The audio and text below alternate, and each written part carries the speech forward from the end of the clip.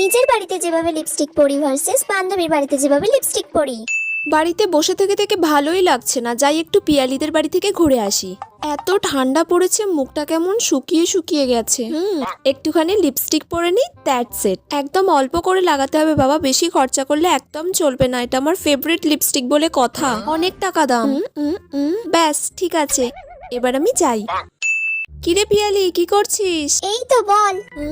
বাবা পিয়ালি, তোর কাছে কত ধরনের লিপস্টিক রে, একটা লিপস্টিক পরবো রে। পরবি? হ্যাঁ পর ওয়াও, তাহলে। কি সুন্দর সুন্দর সব শেড। এই রেড হট কালারটা আজকে আমি পরবো। ওকে পর।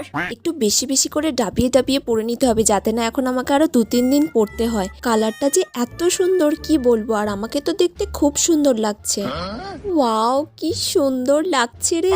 এই রকম লিপস্টিক তো আমার কাছে একটাও নেই, এটা কি ছেড়ে নেবো? পিয়ালি এখন নেই, এই তাহলে ঝেড়েই নেই। ঠিক আছে রে, আসছি।